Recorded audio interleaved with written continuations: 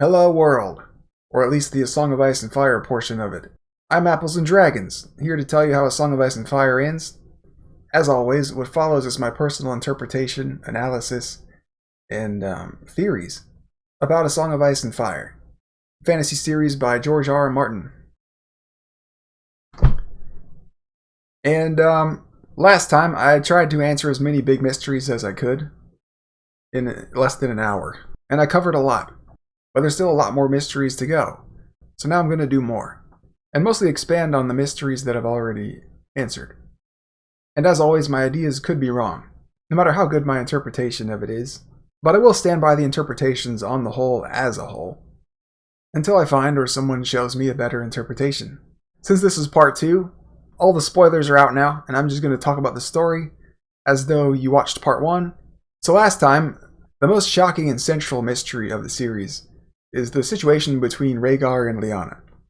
The ending to the Rhaegar and Lyanna situation is that Lyanna was a skin changer, quite opposite to our expectations that Rhaegar was preying upon the 15-year-old Lyanna to have sex with her even though he was married.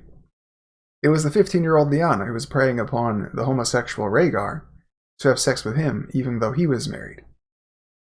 So I'm going to start with the Rhaegar and Lyanna and Harrenhal and Robert's Rebellion situation, and kind of meander out from there, and cover a lot of the questions that you probably have now, after the first video. And things I would have said if I had more time in that first hour. One of the insights about storytelling that helped me solve all of these mysteries is that stories are fundamentally a commentary on the person or people reading them. And so that's why when I approach the symbolism of A Song of Ice and Fire, I'm first looking for how it relates to me in my life and my era. Because in as much as the story is good, it should relate to me and help me in my everyday life. So last time I said that the reason there's a rumor floating around that Ashara Dayne gave birth to a stillborn daughter is because stillborn and daughter are both opposite to what Jon was. So stillborn daughter is the lie that best hides the truth, the dangerous truth that Jon is the son of Ned and Ashara. Because people who know about the marriage between Ned and Ashara know that it was legitimate. And as a consequence, his marriage to Catelyn is illegitimate, and so are all of his children by Catelyn. So the story about Ashara giving birth to a stillborn daughter is what we might consider a statecraft narrative. It's a story that is designed to basically keep the state from descending into war. The state in this case being the Stark, Baratheon, Arryn, Tully conspiracy that constituted the rebellion that won the war. And so what a statecraft narrative needs to do is basically hide the lies and the sins of the founders. Because otherwise, you'll have instability that you can never get rid of. And there's still some of that instability lingering at the beginning of the series, where you have, I think it was Robert complaining about how there are still some people in the realm who whisper that Targaryens are the true kings, and they call Robert a usurper. But for the most part, the Stark-Baratheon narrative is holding, but it's beginning to crumble at the end of the story here. Or let's say the beginning of the end of the story. Crumble's a bit too strong a word. It's beginning to fray at the edges. So some of the Ashara Dayne questions that you probably still have are, why did she throw herself from the tower? Because the official story goes that she committed suicide by throwing herself from the top of, I think it was the Pale Sword Tower at Starfall. The Pale something tower, I don't remember the name. And the reason she did that is multi-layered. For one thing, her son was taken away from her. And her husband was no longer going to be her husband, even though they were technically married. By the laws of gods and men, as they say in the story, the words were said, the marriage took place, and now they're husband and wife. And it was never annulled, because annulling it would confess to it happening. In this setting, I don't think marriages really are annulled. I think they're permanent till death. Yeah, since marriage in this setting is a permanent thing, and there are no exceptions, other than death, Ned's marriage to Catelyn was an illegitimate marriage, because another rule is you're not allowed to marry more than one person. And so that's why his marriage to Ashara had to be swept under the rug, to pretend like it didn't happen. And that's one of the reasons Ashara killed herself, because she was in love with Ned. And he was going to go marry another woman, and live with her, and give her children. And the child that Ashara had with Ned is going to be taken from her and have to go live with Ned. and be claimed as his bastard, because it can't be left with Ashara. Because if Ashara has a son, people are going to ask, where did it come from? Who's the father? So, to stop those questions, you have to take the baby from Ashara and have it be fathered by Ned, and then have everyone believe that it's Ned's bastard by some random nobody woman. And the reason that Ned had to do all that is because he had to protect Lyanna. Because after Lyanna skin changed Rhaegar, crowned herself the Queen of Love and Beauty, and then skin changed him again in the woods of the Riverlands, and raped herself, pregnant, she was certainly going to be put to death for that after having been taken into custody by Rhaegar. She wouldn't have been put to death immediately, because the appearance of the baby was Rhaegar's proof of the rape. I'll talk about that later if I remember to. I don't want to get sidetracked right now. So because of what Lyanna did, and in order to save her from the consequences of it, Ned had to pretend his marriage to Ashara didn't happen, and to take Ashara's baby and raise him as his bastard. And Ashara knew all of that, and those are most of the reasons why she killed herself. Now there are some theories that she's still alive. She didn't actually jump from the tower, but they're wrong. Another thread of the mystery that I should talk more about is the Night of the Laughing Tree. So if you've ever followed any of the Night of the Laughing Tree arguments, they basically go like this. A teenage girl could never win 3 jousts in a row against full-grown men. And the other side says, well, I think she could. Especially because this teenage girl, Lyanna, practiced jousting in her free time. She was a capable girl otherwise. And as some characters in the story say or demonstrate, jousting is mostly about horse riding anyway, and we know that Lyanna was a great horse rider. So to give you a look at what some of these passages look like, recontextualized for what really happened at the tourney of Harrenhal, and between Rhaegar and Lyanna, and so on. The clues that Lyanna was a great horse rider were not really clues that she could be a good jouster, and therefore the Night of the Laughing Tree. They were clues that she was a skin changer, and therefore that she skin changed Rhaegar, and crowned herself the Queen of Love and Beauty. Howland Reed. There's another topic I need to cover. So Howland Reed, he said a prayer to the Isle of Faces, and we don't know what the prayer is, but we know what happened afterward. A mystery knight showed up and defeated the 3 knights whose squires beat him up. And no matter who the mystery knight is, as a revenge, it's a really feeble revenge, because it doesn't get revenge on the squires who actually beat up the Crannog men. It gets revenge on their knights. And so the first question anyone should ask who's approaching the Night of the Laughing Tree mystery is, why did the Night of the Laughing Tree tell them to teach their squires honor? I mean, anybody who's out for revenge or even justice for Howland Reed wouldn't have done that. He would have taken the armor and horses that he won from the 3 knights of the squires who beat him up and give them to Howland Reed. Here you go, buddy. They beat you up, but now you have all their stuff. Enjoy. So it's a behavior that suggests that the Night of the Laughing Tree's interest was not mainly in revenge for Howland Reed or justice or anything like that for Howland Reed. In other words, it wasn't about Howland Reed. It was about something else, something bigger. It was about repairing his society. Because the fact that the squires were the kind of people who would want to beat up someone weaker than them is the problem. And what would have prevented that from happening is the knights teaching the squires honor. And that means the knights not teaching their squires honor is actually the problem. And you could trace the origin of this problem as far back in time as you care to. Maybe the reason these knights are negligent is because their knights, when they were squires, were negligent. And the question is, how far back does this go? And the answer is, the moment it goes further back than you can address the problem, it doesn't matter. The problem should be addressed at the earliest point that is addressable. And that's with the knights. And that's what the Night of the Laughing Tree was doing. He was using his ability to joust and his physical prowess to create an incentive for the knights to do their knightly duty to teach their squires honor. So another aspect of the situation that's really kind of beautiful and poetic is that the punishment to the knights was not even a punishment.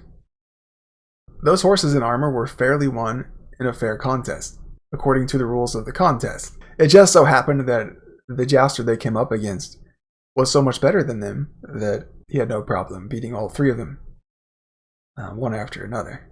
The clues that Lyanna was a good horse rider are really clues that she was a skin changer, not that she was the Knight of the Laughing Tree. Because one of the advantages of skin changing is that you can connect with your horse better than anyone else can, and that's going to make you a better horse rider. Let me come back to something I started saying earlier. I said that one of the reasons that Rhaegar was unlikely to execute Lyanna before her baby was born is that the baby was his proof of the rape. And you might be wondering, how is that the proof? And it's his physical appearances. The baby, when he's born, is going to have a physical appearance. A face, eyes, a nose, a mouth, hair color that are going to stand as evidence of who the parents are. And it's really the only hard evidence Rhaegar has that the rape even happened. Well, the skin change rape. I really need to come up with like a term for it. It's like a skin change self-rape is really what it is. And if Rhaegar were straight, it wouldn't be very good proof of the rape. But because Rhaegar was gay, and that was common knowledge at court, it's actually good evidence of rape. But it does require Rhaegar to come out as gay. But considering the stakes of the situation, that there's a huge civil war about to take off, and you can't be sure that your side is going to win, coming out as gay might be preferable to that. So when the baby was born, and it looked like Rhaegar could say, look, this thing looks like me. It's my baby. You all know I'm gay. This was a rape. I'm telling you, she's a skin changer. So at the moment, I think that's what Rhaegar was planning, and why he wouldn't have killed Lyanna immediately. Though she probably would have been killed eventually. That's a hell of a thing to do to the crown prince. And even if Rhaegar wouldn't have had her executed, his father almost certainly would have. Rhaegar being gay. So this is going to be something that is hard for a lot of people to swallow before they've seen and heard the evidence. So let me go over some of that right now. Probably the most enigmatic moment of Rhaegar in the whole series is a story we hear about him as a child, I think from Barristan Selmy. And the story goes that Rhaegar was kind of a bookworm. He liked to be in the library reading and studying and looking at scrolls and all that stuff. And he had no interest in swords, in sword fighting or combat, or any of the things that boys are usually interested in this setting. And Rhaegar was so uninterested in combat and so bookish that the knights in the castle started to murmur bitterly to each other that he was Baelor the Blessed born again. Okay, I'll read it here. It says, "As a young boy, the Prince of Dragonstone was bookish to a fault. He was reading so early that men said Queen Rhaella must have swallowed some books and a candle whilst he was in her womb. Rhaegar took no interest in the play of other children. The maesters were awed by his wits, but his father's knights would jest sourly that Baelor the Blessed had been born again. Until one day Prince Rhaegar found something in his scrolls that changed him. No one knows what it might have been, only that the boy suddenly appeared early one morning in the yard as the knights were donning their steel. He walked up to Sir Willem Darry, the master-at-arms, and said, 'I will require sword and armor. It seems I must be a warrior.' 'And he was,' said Dany, delighted." So that's Barristan telling the story to Dany. There are two viable explanations implied in that story for Rhaegar's sudden interest in learning how to fight with a sword. But right now the audience can only see one of them. And that one is that Rhaegar was obsessed with books. He was just a bookish by nature. Everything you do has an opportunity cost, and swordplay was just the opportunity cost of reading books and sharpening his mind. The second explanation that nobody sees is that the knights were jesting sourly. Let me read it again. "The maesters were awed by his wits, but his father's knights would jest sourly that Baelor the Blessed had been born again. Until one day Prince Rhaegar found something in his scrolls that changed him." So the story directly tells us that what changed him was something he found in his scrolls. And if Rhaegar is gay, then you need to cover that up. Because in Westeros, in this society, you're not really allowed to be gay. Especially when you're the prince. And if you are gay, you're not allowed to let anyone know it. This is like a huge sin against their gods, the faith of the Seven. And it causes a bunch of political problems where people are going to see you as less legitimate of a ruler or an heir. So what really happened was that Rhaegar noticed that he was being mocked, that they were jesting sourly about him not being interested in swords, and he also noticed by this age that he was gay. Or at the very least, he started to notice that he was different in a way that he might be gay. So I would put him at around age like 11 to 13 here in this story. And knowing about the stigma against homosexuality, he knew he had to cover it up. And the way you cover it up in this society is you become manly. You start learning how to fight. And so that's the real reason Rhaegar suddenly decided to learn how to fight with swords. And if you want to see an example of knights jesting sourly about other boys or men being uninterested in combat, there's one in the story involving a singer who's symbolic of Rhaegar. When Catelyn and Sir Roderick are at an inn, a singer named Marillion comes up and offers to play music for them. We learn that Roderick hates musicians. He says something like, "Singing is fine for girls, but I don't understand why any healthy boy would pick up an instrument instead of a sword." Rhaegar's also like a melancholy doomer kind of guy. So him being gay goes along with that, where he just feels emotions more strongly than usual. And he's also got something to be sad about, that he can't be open about his sexuality because of the stigma. But he was more open than most gay people get to be, because... Alright, so we're going to the Tower of Joy. The name of the Tower of Joy is a play on words. It's a sneaky reference to Rhaegar's dick. There, I said it. The Tower of Joy was, as its name suggests, Rhaegar's slam pad. But it isn't where he brought women, it's where he brought men. And I don't know who all of his gay lovers were, but I know that one of them was Jon Connington. And I'm pretty sure Jonathan Darry and Miles Mooton were other ones. And if you start looking at the names of other places nearby to the Tower of Joy on the map, you'll see that a lot of them, too, are references to homosexuality or penises. There's the Tower of Joy, House Ironwood, the Bone Way. So yet again, we have a situation where the story sets up these two competing camps of interpretation. The two sides kind of sound like this. Rhaegar was a prophecy-obsessed pervert/pedophile and irresponsible and caused the war. And the other side is like, maybe we should wait for all of the information to come out before we condemn Rhaegar. And of course, the maybe we should wait for more information stance is never going to be popular. Everybody wants to be a morally righteous condescender of other people. And this is a situation where it's really easy to do that, because we don't know all the information. So this situation drives to the story's themes about justice, where one of the things the story is trying to draw attention to, or maybe even teach, is a principle that can be found at the foundations of our own justice systems in the real world. And the principle is about fair trials. It's the idea that a person is not innocent until proven guilty, but they should be presumed innocent until proven guilty. And so the let's wait for more evidence side of the argument was the side that was doing that. They were acting out the justice principles that underlie our own society.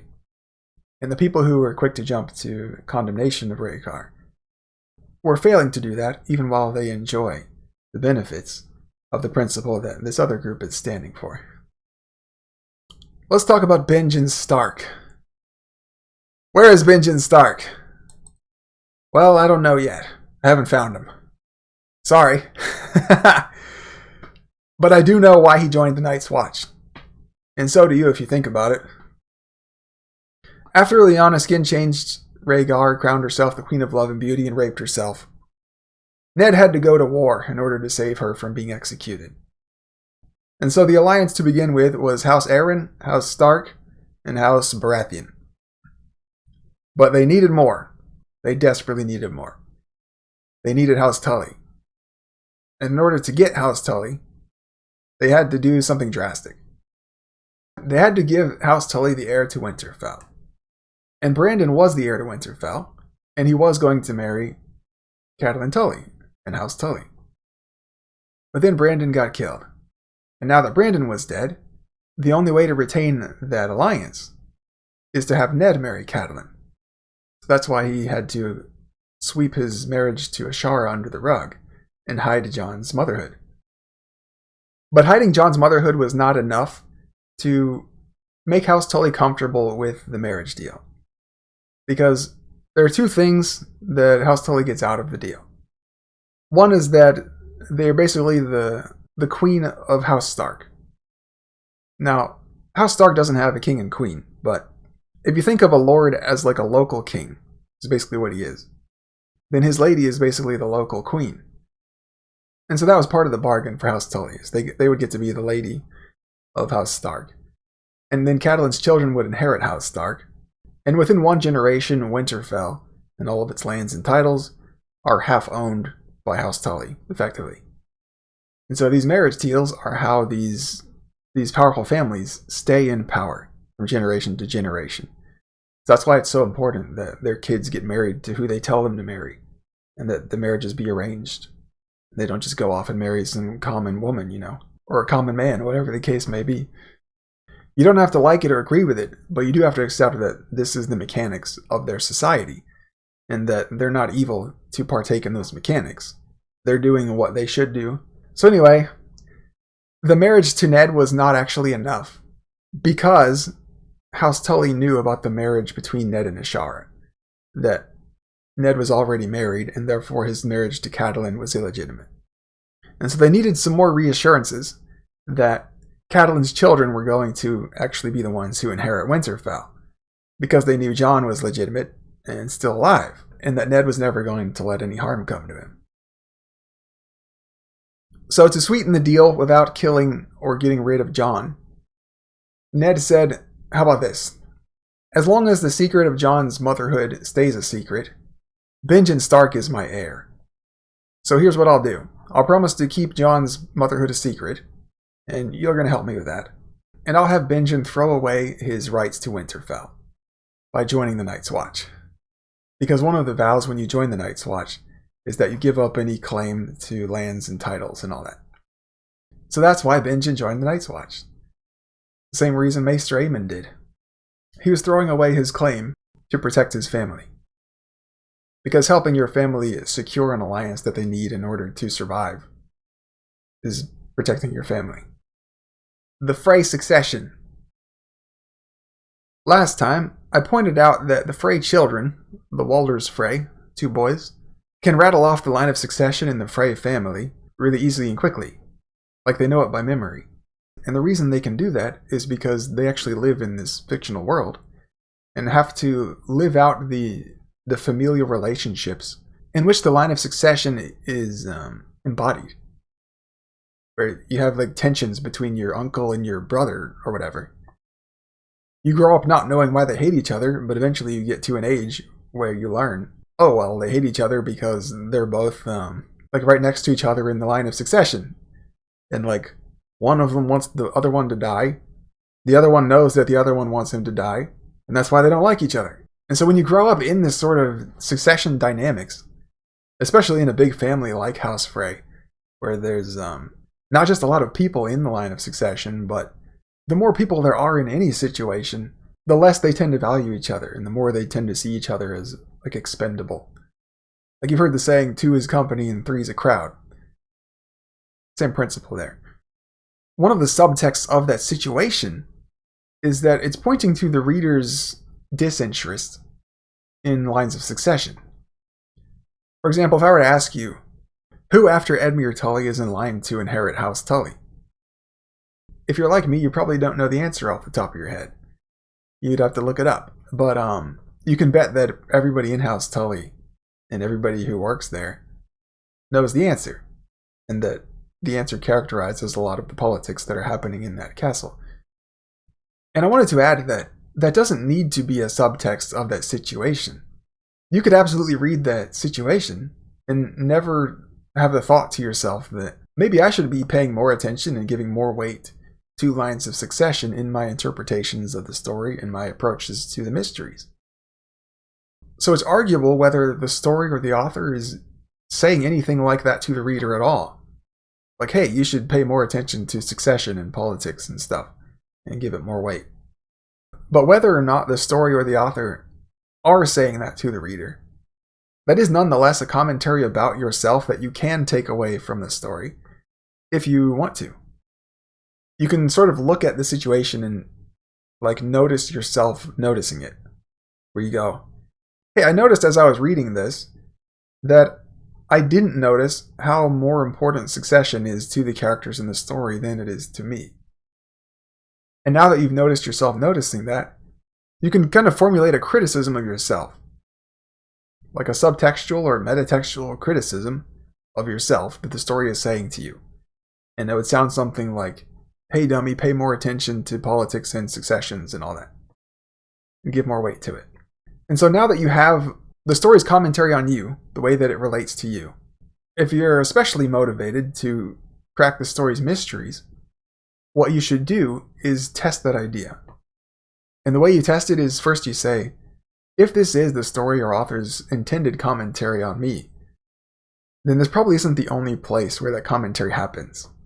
And if I want to understand the story better, or solve some of its mysteries, I should take the story's criticism of me to heart when I approach other parts of the text. Or in other words, an interpretive correction to the person reading it that comes from the story or author itself should be one that can generalize to the rest of the story. And in this case, it does.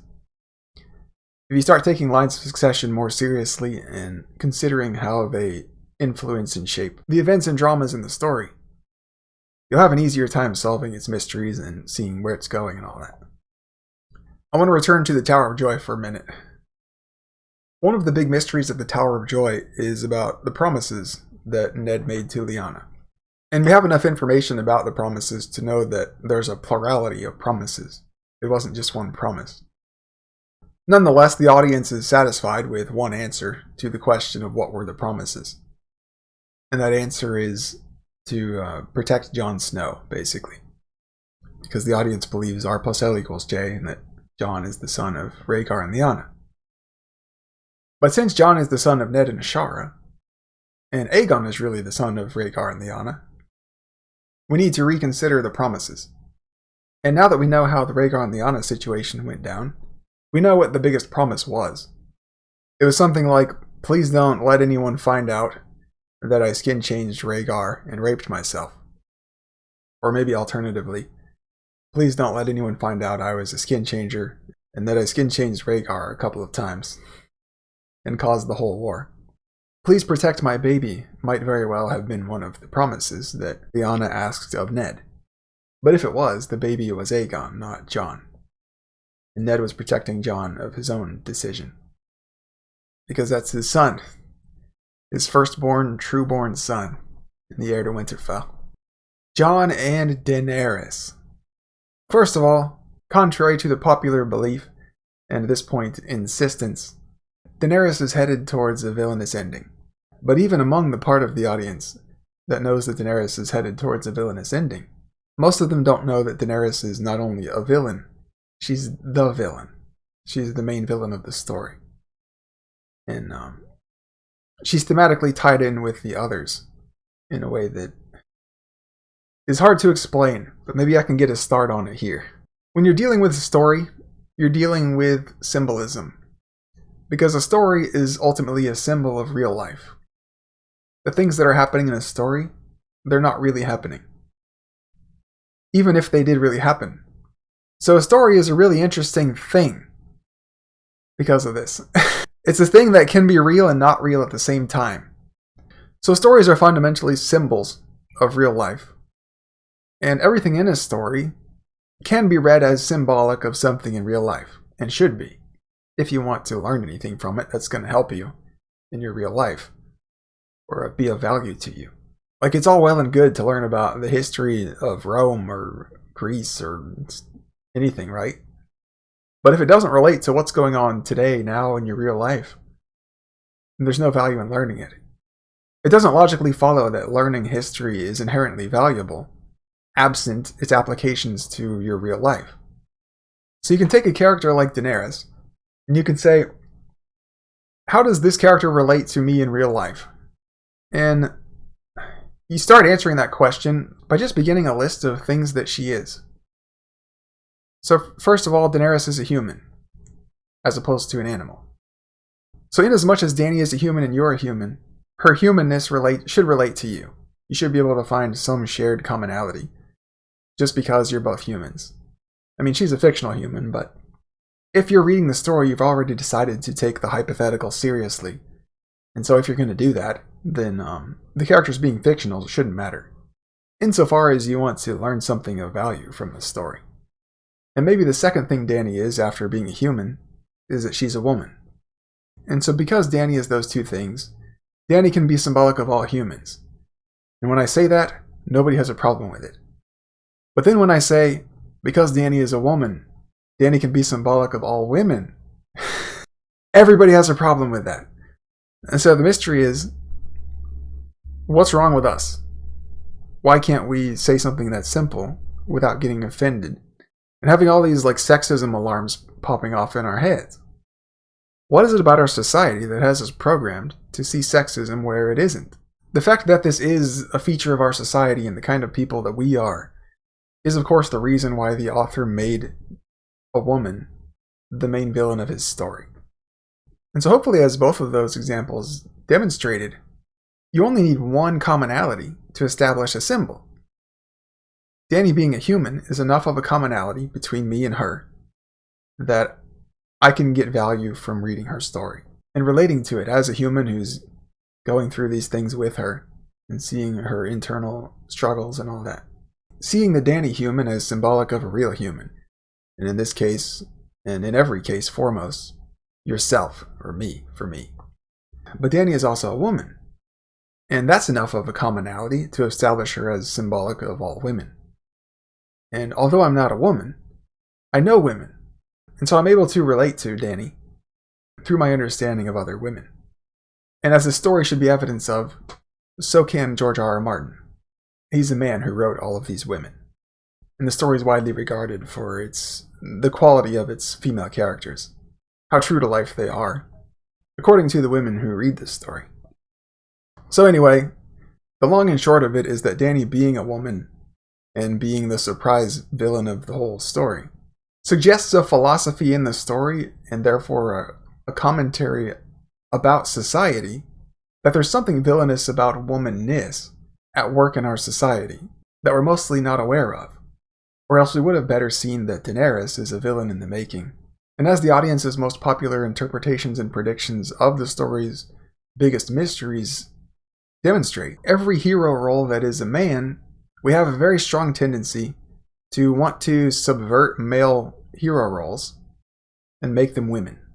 The Knight of the Laughing Tree is a knight, the stallion who mounts the world is a stallion, the prince that was promised is a prince, and Azor Ahai is a man. And the thing that a knight, a stallion, a prince, and a man all have in common is that they're men. A knight is typically a man, a stallion is by definition a male, a prince is by definition a male, and a man is by definition a man.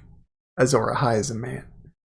So isn't it interesting that for some reason the audience is sure that a woman is the answer to all four of those hero figures, heroes of prophecy and vision and legend. For the Knight of the Laughing Tree, the audience mostly thinks it's Lyanna. And for the other three, the audience mostly thinks it's Daenerys and or Drogon, her pet.